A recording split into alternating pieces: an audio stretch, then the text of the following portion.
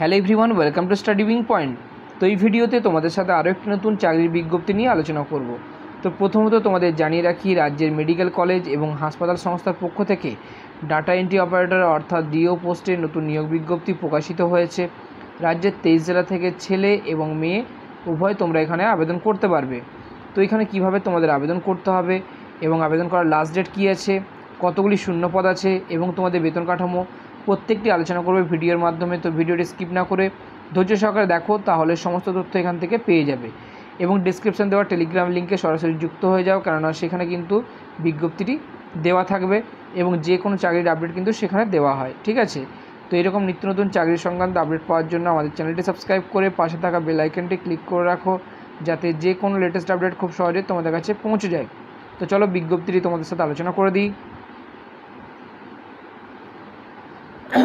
তো onscreen official বিজ্ঞপ্তিটি open করলাম। তো বিজ্ঞপ্তির সাথে তোমাদের কিন্তু অ্যাপ্লিকেশান ফর্ম দেওয়া আছে। তো প্রথমত তোমাদের বলবো যে সম্পূর্ণ অফলাইনেই তোমাদের কিন্তু আবেদন করতে হবে এখানে, এবং অফিসিয়াল ওয়েবসাইট থেকে বিজ্ঞপ্তিটি ডাউনলোড করে নেবে। যদি সেখান থেকে ডাউনলোড করতে না পারো, সেক্ষেত্রে ডেসক্রিপশন বক্সে টেলিগ্রাম লিঙ্ক থেকেও তোমরা সরাসরি বিজ্ঞপ্তিটি পেয়ে যাবে।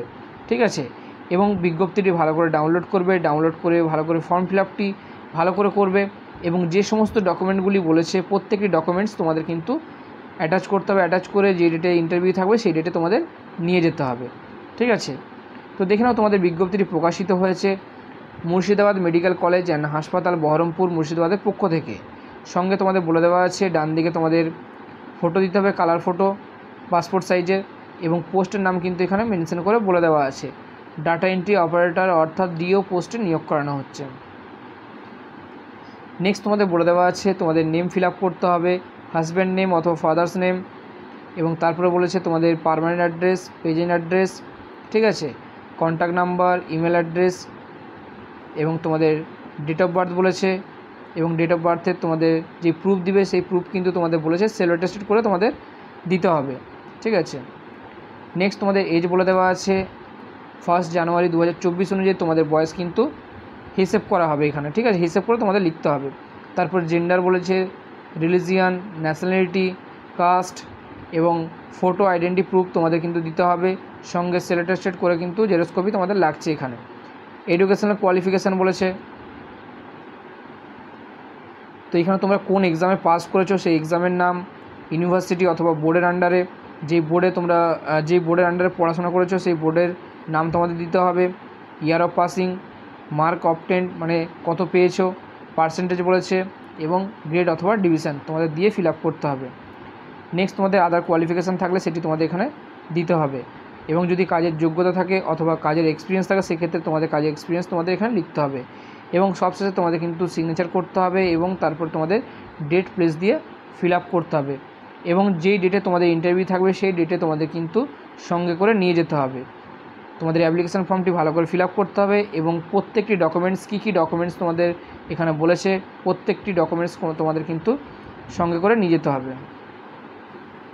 বিজ্ঞপ্তিটি তোমাদের প্রকাশিত হয়েছে government of West Bengal, office of the principal, Murshidabad medical college and হাসপাতালের পক্ষ থেকে। এখানে তোমাদের মেমো নাম্বার দিয়েছে, ইস্যু অফ ডেট বলেছে 24/6/2024। তো এখানে তোমাদের আরও বলে দেওয়া আছে পিওরলি তোমাদের কন্ট্রাকচুয়াল বেসিসে কিন্তু নিয়োগ করানো হচ্ছে। ঠিক আছে, এখানে তোমাদের কিন্তু মেনশন করে বলে দেওয়া আছে। তো তোমাদের পোস্ট বলেছে ডাটা এন্ট্রি অপারেটর পোস্টে কিন্তু তোমাদের নিয়োগ করানো হচ্ছে ডিও পোস্টে। একটি মাত্র শূন্যপদ আছে জেনারেলের জন্য, এবং 28-এর বেশি তোমাদের বয়স কিন্তু হওয়া যাবে না।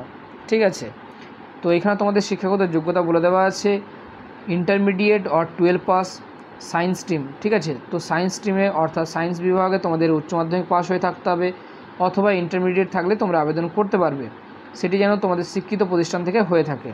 ঠিক আছে, এবং সেই সঙ্গে বলে দেওয়া আছে ডোয়েক এ লেভেল তোমাদের কম্পিউটার সার্টিফিকেট কোর্স করা সার্টিফিকেট কিন্তু লাগছে, অথবা বলেছে যে 2 বছরের তোমাদের কাজ করার অভিজ্ঞতা থাকতে হবে ইডিপিতে। ঠিক আছে, গভর্নমেন্ট থেকে অথবা অটোনমাস থেকে অথবা পিএসইউ থেকে অথবা তোমাদের যে কোনো শিক্ষিত প্রতিষ্ঠান থেকে যদি তোমাদের সার্টিফিকেট থাকে 2 বছরের কাজ করার, সেই অভিজ্ঞতা সার্টিফিকেট থাকলে তোমরা কিন্তু আবেদন করতে পারবে।